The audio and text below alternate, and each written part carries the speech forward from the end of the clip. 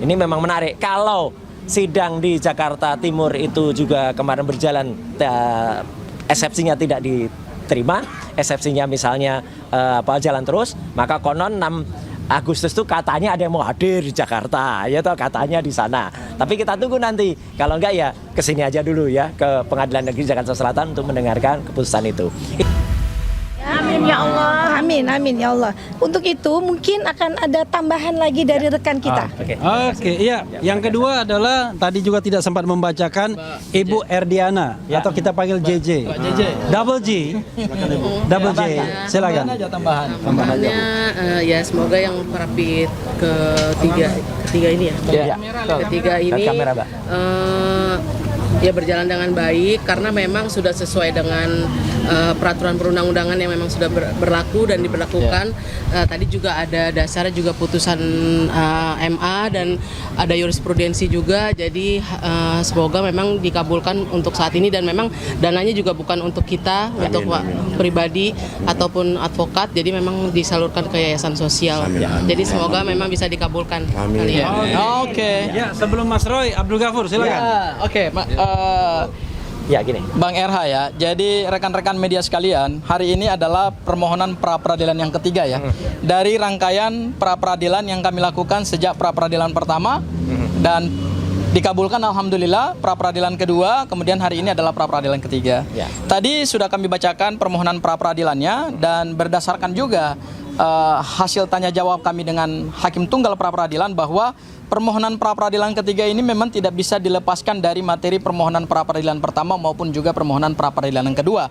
Meskipun nanti Hakim tadi mengatakan bahwa nanti yang akan menjadi dasar pertimbangan itu tentu pada permohonan pra-peradilan yang pertama yang juga sudah diputus oleh Yang Mulia yang tadi juga menyidangkan permohonan pra-peradilan yang ketiga. Nah, tapi ada satu hal yang menarik bahwa dengan permohonan pra-peradilan ketiga ini sampai sejauh ini belum keluar namanya perintah untuk menghentikan pra-peradilan ya Mas Roy ya. Oleh karena itu berdasarkan KUHP yang baru, maka permohonan pra-peradilan itu kan tidak dibatasi. Sepanjang objek perkara atau yang dimohonkan itu tidak nebis in idem atau tidak sama dengan permohonan yang sebelumnya, maka secara yuridis itu sesuatu yang dibenarkan oleh undang-undang. Jadi kami ingin menepis anggapan-anggapan di luar bahwa permohonan pra-peradilan ini sebenarnya adalah strategi untuk mengulur-ngulur waktu. Tidak, kami tidak mengulur-ngulur waktu. Justru yang kami laksanakan hari ini adalah kami sedang melaksanakan perintah hakim pada putusan pra-peradilan yang pertama, yaitu terkait dengan permohonan ganti rugi dan rehabilitasi mohon dimohonkan pada permohonan yang lain. Sehingga hari ini kami mohonkan secara terpisah dan itu adalah pertimbangan dari hakim pra-peradilan yang sama pada putusan yang pertama. Itu hal yang pertama. Kemudian hal yang kedua terkait dengan nilai ganti kerugian, bahwa memang undang-undang telah menegaskan ya nilai ganti kerugian itu minimal adalah Rp500.000 dan maksimalnya adalah Rp100 juta. Oleh karena itu kami mengikuti apa yang sudah ditegaskan oleh undang-undang. Sehingga terhadap kerugian imaterial ya, kerugian material mohon maaf, itu 106 juta dan imaterialnya adalah 100 juta. Dan insya Allah tadi kami tegaskan juga di hadapan hakim pra-peradilan, kalau nanti berkenan dikabulkan oleh hakim pra-peradilan, maka uang tersebut akan disumbangkan kepada yayasan sosial. Jadi tidak ada motif ekonomi di balik permohonan pra-peradilan ini. Dan yang ketiga adalah kami memohonkan ini untuk memberikan satu edukasi hukum, sekaligus juga mungkin contoh bagi para pencari keadilan. Jangan ragu dan jangan takut ketika saudara dikriminalisasi, saudara ditangkap, ditahan tidak sesuai dengan prosedur hukum, saudara punya dua pilihan. Pertama adalah mohonkan itu melalui pra-peradilan dan ketika dikabulkan, saudara mohonkan lagi yang kedua, yaitu ganti kerugian. Supaya ini menjadi pembelajaran kepada aparat penegak hukum, tidak abuse of power, tidak menggunakan diskresi sewenang-wenang, dan tidak menggunakan kewenangannya secara melanggar hukum. Meskipun mereka mempunyai kewenangan itu. Tetapi karena kita adalah negara hukum, maka kewenangan itu harus by law. Bukan by permintaan, bukan juga by perintah. Ya. Itu barangkali dari saya, Mas Roy. Selanjutnya saya serahkan kepada bintangnya ini. Sebelum Mas Roy ya, kita doakan Mas Roy sehat-sehat. Amin. Silakan Mas Roy. Assalamualaikum warahmatullahi wabarakatuh. Waalaikumsalam. Saya insya Allah akan menyampaikan beberapa hal yang mungkin tadi belum tersampaikan, tapi penting ya, fakta-fakta persidangan. Yang pertama adalah ya awal persidangan tadi kita melihat bahwa turut termohon itu tidak hadir, ya gitu, yaitu jaksa. Tapi turut termohon sudah menyampaikan surat bahwa mereka akan mentaati setiap putusan yang ada. Jadi ya sudah, kalau begitu supaya tidak mengulur-ulur waktu, tadi hakim tunggal dengan cepat menyatakan sudah dimulai. Jadi hari ini adalah pembacaan permintaan kita, permohonan kita.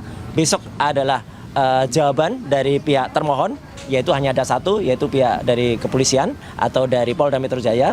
Kemudian kami akan menyampaikan replik, kalau kami akan menyampaikan replik, dan kemudian juga akan sampaikan duplik dari pihak termohon, ya gitu. Jadi itu dalam sehari. Jumat itu adalah bukti. Jadi kalau tadi ada beberapa teman media yang menanyakan bukti-buktinya apa mas gitu. Nah itu tadi bukti-bukti yang sudah dibacakan, ya, yaitu tentang adanya nota sekian, ada nota A, nota B yang totalnya adalah 106 juta. Itu semuanya nanti akan kita sampaikan pada hari Jumat. Ya, dengan disertai adanya saksi. Siapa saksinya? Tunggu saja hari Jumat. Ya, gitu yang nanti akan ada. Nah, kemudian nanti hari Seninnya adalah saksi dari pihak termohon. Kemudian Selasanya adalah kesimpulan dari masing-masing dari kami dan juga dari pihak termohon. Dan kemudian Kamis adalah putusan. Kamis tanggal 6 Agustus itu adalah putusan. Nah, Kamis tanggal 6 Agustus itu ini memang menarik. Kalau sidang di Jakarta Timur itu juga kemarin berjalan, eksepsinya tidak diterima, eksepsinya misalnya jalan terus, maka konon 6 Agustus itu katanya ada yang mau hadir di Jakarta, ya toh katanya di sana. Tapi kita tunggu nanti, kalau enggak ya kesini aja dulu ya, ke Pengadilan Negeri Jakarta Selatan untuk mendengarkan keputusan itu. Itu yang pertama.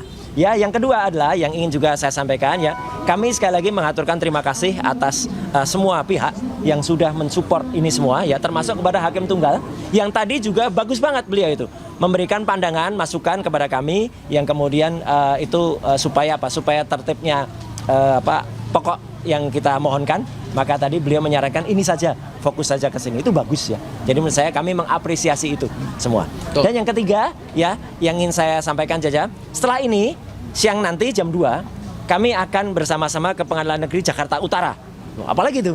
Ada tuntutan perdata atau gugatan perdata perbuatan melawan hukum terhadap seseorang.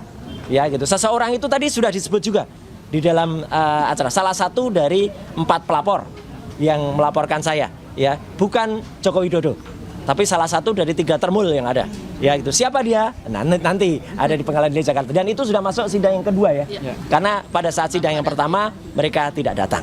Jadi itu penegasan dari saya, dan sekali lagi untuk menegaskan bahwa uang itu bukan hanya untuk kami terima saja, ya, bukan untuk kami, sama sekali bukan untuk kami, tapi untuk yayasan yang bersangkutan. Maka sebagai wujudnya kami sudah ada kok uangnya, ada di sini. Nah,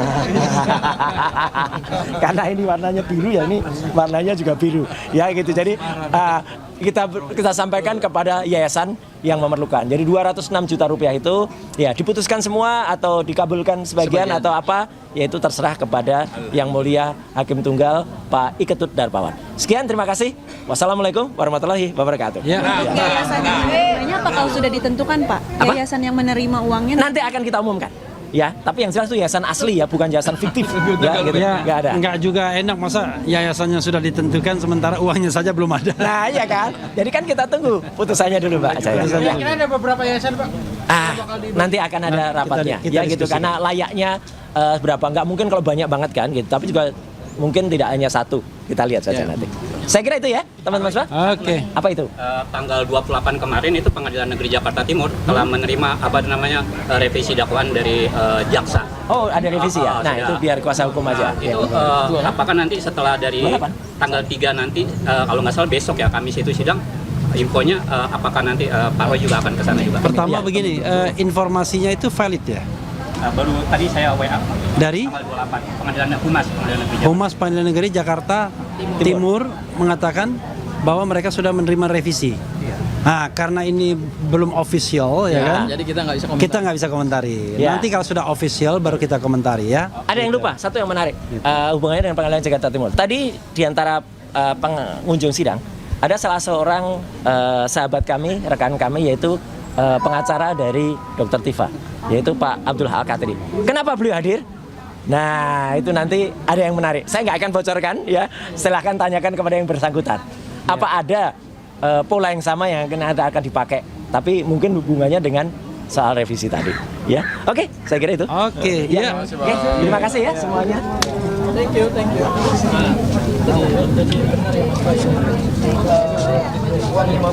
Banyak sekali. Banyak. Kita sampaikan.